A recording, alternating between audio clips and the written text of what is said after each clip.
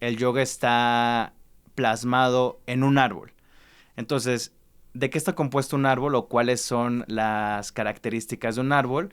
Pues que tiene sus raíces, tiene su tronco, tiene sus ramas, tiene sus hojas, tiene este líquido que fluye a través del árbol para alimentar todas las células del árbol, tiene sus frutos. Entonces, cada uno de estas partes especiales del árbol o que hacen que conformen la vida de un árbol es la filosofía del yoga. Eh, en sí son 8 aspectos del yoga que básicamente nos van conduciendo al entendimiento de nosotros mismos, o como lo pueden encontrar en muchos libros de filosofía del yoga, eh, a la comprensión del sí mismo, ¿no? Entonces, cada uno de estos segmentos del árbol involucran esta filosofía. ¿Y qué involucra básicamente? La comprensión mental, la comprensión del cuerpo, la comprensión de tu relación con otras personas, la comprensión de tu relación contigo mismo, acciones que te sugiere la filosofía del yoga para no dañarte a ti y no dañar a otras personas. Y poco a poco así vas saneando tanto tu cuerpo como tu relación con otras personas, ¿no? Entonces, es como decían mis maestras, ¿no? Lo tengo muy grabado cuando inicié la práctica, que me decían, tu práctica de yoga en el tapete cuando estás en un estudio es solamente eso, físico, ¿no? Lo importante aquí o la verdadera práctica es la que haces cuando sales del tapete. Entonces, cuando tú te llevas toda esta comprensión de ser paciente contigo, de amar a tu cuerpo, de reconocer tus capacidades y tus limitaciones, de saber cuándo exigirte, todas estas características las puedes seguir aplicando hacia afuera, ¿no? Hacia tu trabajo, hacia tu relación con otras personas, tu relación con tu familia, con tu pareja, o sea, todo esto lo puedes seguir aplicando, ¿no? Y es ahí también donde entra esta parte como espiritual, ¿no?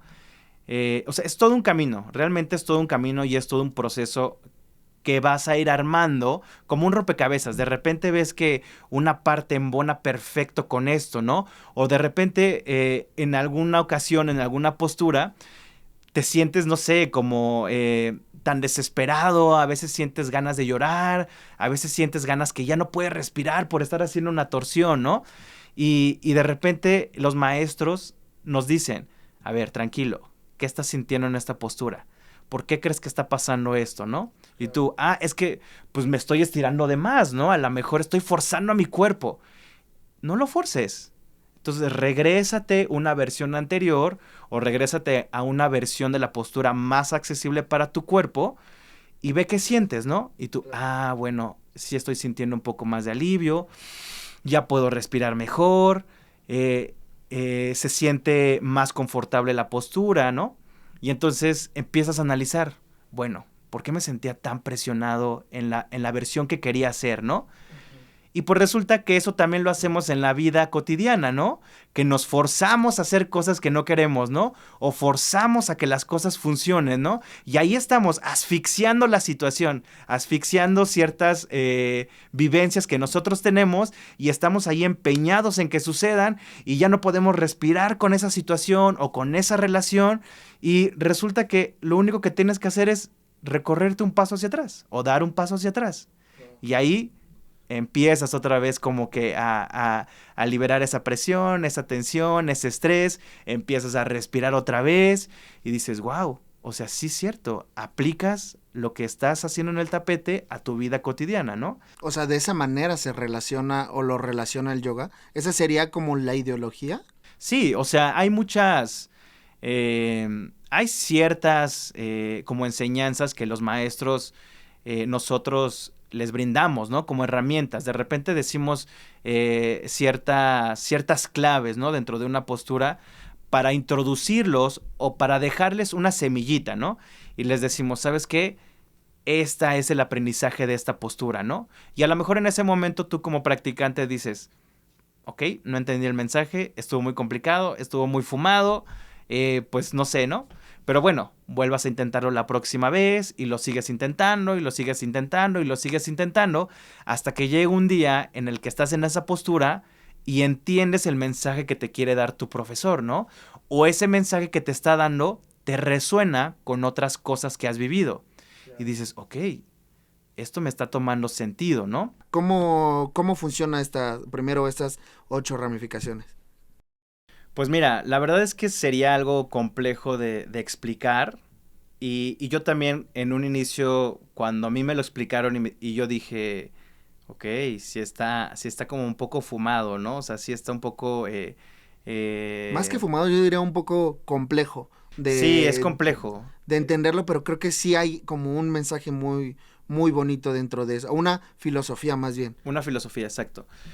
Aquí lo que yo pienso que la mejor forma de explicar esto es llevándolo a la práctica. O sea, nosotros como maestros sí tenemos la responsabilidad de no solamente dejar a nuestros alumnos como en la práctica física, ¿no? Sino como te decía, irles dando pequeñas dosis de esta filosofía para que ustedes mismos o las personas que desean practicar se empiecen a inquietar por ver qué más hay, ¿no? Porque ustedes mismos investiguen y que ustedes vayan relacionando las cosas. Entonces, la mejor forma de entender esta filosofía del árbol del yoga es simplemente practicando, ¿no? Entonces, por ejemplo, tú mencionabas esta parte del pranayama. El pranayama es una técnica milenaria que se basa en la respiración, que se basa en técnicas de respiración. Entonces, a ti te dicen, ¿sabes qué? Vamos a respirar. Y tú, bueno, pues yo sé respirar, ¿no? Si es lo que hago todo el tiempo. Pero en realidad, ¿sabemos cómo respirar? ¿O en realidad estamos respirando conscientemente? ¿O utilizamos la respiración para calmarnos en ciertas situaciones o para bajar nuestro nivel de ansiedad? No lo sabemos, ¿no? Porque nosotros estamos acostumbrando a que, bueno, estoy exhalando e inhalando todo el tiempo a lo largo de mi vida desde que nací y ni sé cómo lo hago, pero sé que lo hago, ¿no? Entonces, esta parte de la filosofía nos enseña a cómo utilizar la respiración como herramienta, ¿no? Entonces, cada una de las ramas del yoga, cada una de estas 8 ramas del yoga son herramientas, que están como las posturas, que están como el pranayama. Entonces, Herramientas aterrizadas para utilizar en tu práctica o para utilizar en la vida. herramientas para unir estas 3 partes que habíamos dicho. El cuerpo, la mente y el espíritu. Entonces, estas 8 herramientas o estas 8 partes del árbol del yoga nos ayudan a unir todas estas capas. Entonces, por ejemplo, está esta parte de la respiración, ¿no? Pero hasta que tú no lo haces, hasta que tú no lo practicas o lo llevas a cabo, no lo entiendes, ¿no? O sea, tú dices, ¿sabes qué? Respira de esta forma, respira de esta, y tú dices, ah, bueno, pues está chido, ¿no? Pero bueno, el día en que tú decides sentarte y hacer esta práctica de respiración, vas a ver que cambia, ¿no? Tu concepto o tu idea. Entonces vas a ver que, ah, ok, no puedo respirar bien. ¿Por qué? Siempre tengo la fosa nasal derecha tapada y la izquierda siempre está destapada. ¿Por qué no? Ah, entonces vas entendiendo que a lo mejor nunca has podido respirar bien y nunca te habías dado cuenta que alguna de tus fosas nasales tiende a ensuciarse de más o con ciertos cambios de temperatura a lo mejor tu respiración se dificulta, etcétera, ¿no? Entonces también emocionalmente la respiración cambia, ¿no? O con ciertos aspectos de la vida empezamos a respirar más rápido. ¿Por qué estoy respirando más rápido? Porque siento mucha tensión, ¿no? O estoy sintiendo mucha ansiedad, ¿no? Ah, bueno. Me relajo. Todo va a estar bien. Lo que no se va a resolver hoy, quizás se resuelva mañana. Respira, ¿no? Y entonces empiezas a usar el pranayama o las técnicas de respiración como herramienta dentro de tu vida cotidiana y para ayudarte a unir estas 3 capas, ¿no? Wow, qué increíble y qué necesario es, ¿eh? Porque creo que al final de cuentas no es difícil hacerlo consciente, ¿no? Es difícil darnos cuenta como cuando lo necesitamos. Y también leyendo un poquito de este concepto enorme que es el yoga, por ahí encontré que hay que están adentro de esta ideología los 4 objetivos de la vida, que son Dharma, la ciencia de las obligaciones éticas, sociales y morales, que es Artha, la adquisición de bienes terrenales, y Kama, bueno, no sé si lo estoy pronunciando bien, que es disfrute de los placeres de la vida. Y Moksha, libertad o bienaventuranza. ¿Cómo se aplica esto al final del día? Pues todo viene a base de justamente volvemos a lo mismo, ¿no? Del árbol del yoga. Entonces, justamente de cada una de estas capas, de las 8 capas, se vuelven a abrir otras capas, ¿no? Entonces sí es como un estudio muy profundo que al final el objetivo es tener como o tener este vínculo armonioso con cada uno de tus aspectos de la vida, como tú bien lo dijiste, ¿no? Como el bien material, el bien de los placeres, cómo tú te relacionas con todos estos conceptos que tú dijiste de forma armoniosa, ¿no? ¿Por qué? Porque si nos vamos a esta parte de avaricia, ¿no? De decir, ¿sabes qué? Quiero todo y para mí la felicidad significa tener una mansión o tener el carro último modelo o tener lo último en la moda, ¿no? Pues esa parte de la filosofía te dice, ok, ¿para qué lo quieres, no? ¿En realidad eso te hace feliz? ¿Qué sientes al tener todo esto, no? Entonces te regresa, ¿no? Te vuelve otra vez un paso hacia atrás y te dice, ok, ¿por qué lo necesito, no? ¿O para qué? ¿Cuál es el objetivo? Te hace concientizar. Te hace concientizar y te dice, creo que lo único que necesitas para que tú estés bien, pues necesitas, pues sí, un lugar a lo mejor en el que tú te sientas bien, no necesitas ser como algo lujoso, pero en el que tú estés feliz, ¿no? En el que sientas que estás realmente en un lugar o que te sientas protegido, ¿no? O esta parte de los placeres, ¿no? Y se vuelve a repartir en otras ramas, ¿no? Como es en esta parte de la alimentación, en esta parte de tu relación con otras personas, ¿no? También esta filosofía nos habla de cómo manejar esos placeres, ¿no? En cómo pueden ser armoniosos con nuestro estilo de vida y que al final no sean algo que nos puedan llegar a perjudicar otra vez en las 3 capas, ¿no?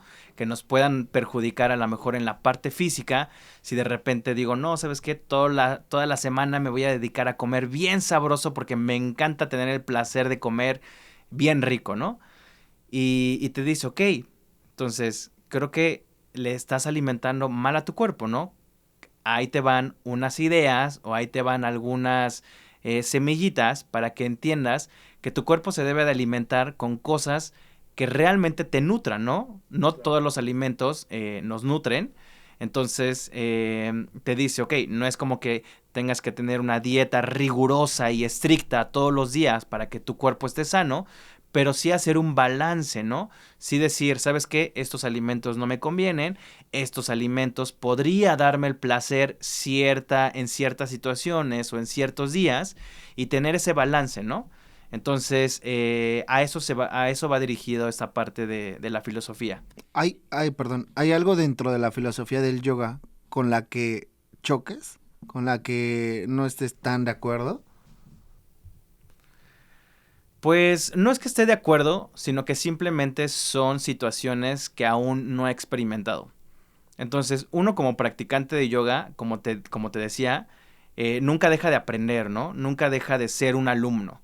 Aunque a lo mejor en algún momento tomes una formación como maestro y te certifiques y ya estés dando tus clases, nunca vas a dejar de aprender y nunca vas a dejar de tener estas experiencias, porque hasta incluso de tus propios alumnos sigues aprendiendo, ¿no? Y la filosofía del yoga, esta parte de la espiritualidad, que es la que aún estoy peleando un poco no peleando, sino más bien buscando ese entendimiento, yo estudiando por mi cuenta, estudiando lo que dicen mis maestros y estudiando lo que también se vive día a día. Es difícil a veces tratar de entender estos conceptos que realmente están enfocados a la espiritualidad. Porque hasta que tú no lo vives, se te hace un poco complicado, ¿no? Entender que realmente pase así.